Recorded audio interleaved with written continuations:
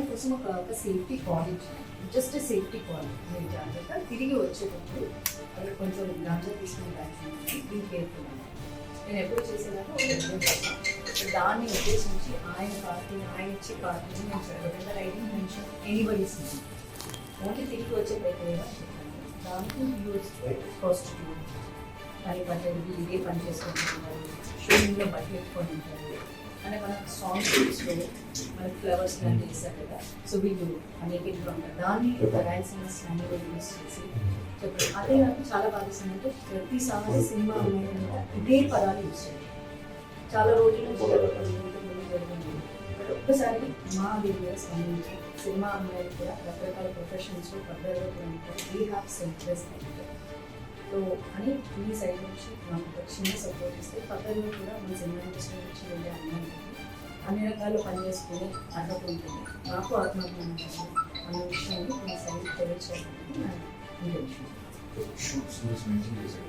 Yes sir, అంటే రోజు పూలు వేసుకుని ఇదే వర్డ్ యూజ్ చేస్తారు, రోజు పూలు వేసుకుని ఇలాంటి పదాలు వాడాలి.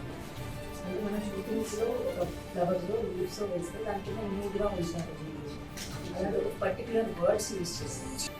ఏమనుకుంటే జనరల్గా 40s వెళ్ళేసరికి మూవీ ఇండస్ట్రీ వాళ్ళంటే వాళ్ళు బేసిక్గా వచ్చేసి మేకప్ వేసుకొని యాక్షన్ గారికి ఇవ్వడానికి మైండ్ సెట్ ఉంది. కానీ బట్ నా దృష్టిలో ఏంటంటే ఇక్కడ ఫేస్ వాల్యూ ఉండేవాళ్ళు పొలిటీషియన్స్ అయ్యారు, కానీ ఫేస్ వాల్యూ ఉంటే పొలిటీషియన్ ఆర్టిస్ట్ అవ్వలేదు. సో దానికి ఇదే కష్టం మనకి.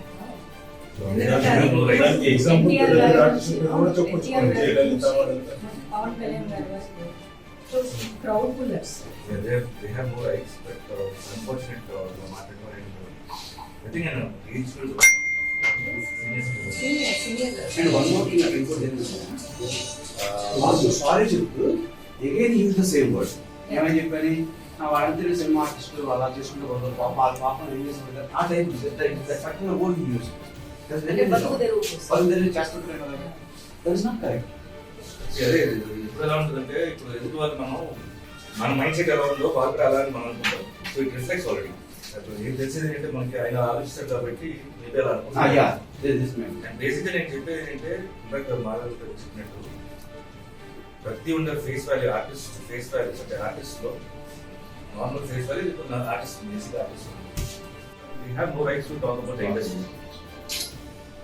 Yes, she need out and out support from Janjun. ఎందుకంటే ఇది నాట్ ఓన్లీ ఫర్ హర్, ఇది రేపు పొద్దున ఇంకొకరు రిఫెక్ట్ అవ్వలేదు. తీవ్రంగా ఖండించకపోతే కనుక ఇలా అంటానే ఉంటారు, ఇలా మనం మాట్లాడతాను.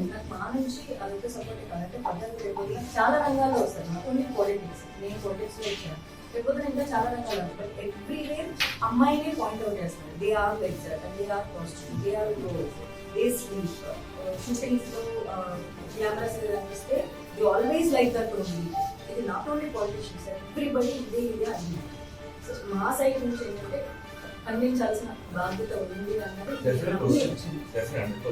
ప్రకారం మనం కమిటీ మీటింగ్ పెట్టేసుకొని ఒకటండి మాధవ్ గారు, మా అసోసియేషన్ ఎప్పుడు మూవీ ఆర్టిస్ట్ లేడీస్ అనే చేసేనా వాళ్ళకు అండగా సపోర్టింగ్ గా ఉంటాం. ఎవరో ఏదో మనం అంటే మనం పడేది కాదు, మనము మన ఓన్ శక్తితో ఉన్నాం. మన రాజకీయ నాయకులు సినిమా వాళ్ళు అయ్యి ఏం సాధించలేదు కాలేదు, కానీ సినిమా వాళ్ళు గొప్ప గొప్ప రాజకీయ నాయకులు అయ్యారు. ఇదే ఆడవాళ్ళు జయలలిత గారే కానీ మన జమున గారే కానీ పెద్ద పెద్ద పోస్టులకు వెళ్ళారు. అన్న నందమూరి తారక రామారావు గారు ఈ స్టేట్ 9 నెలలలో ఒక ఊపి గొప్పగా ఎదిగాడు, సీఎం అయ్యాడు. ఆ తర్వాత ప్రపంచ ప్రఖ్యాతిగా తెలుగు వాడి ఔన్నత్యాన్ని చాటి చెప్పిన గొప్ప వ్యక్తి సినిమా యాక్టర్. ఆ మీటింగ్ తర్వాత కావాలంటే మిమ్మల్ని పిలిపించి బైసాబు ప్రెసిడెంట్ గా అందరూ ఉన్నాం, మనం మాట్లాడదాం ఒక ప్రెస్ మీట్ పెట్టి అన్నది ఆయన ఉద్దేశం, మా ఉద్దేశం. ఇంకేమో చెప్పండి.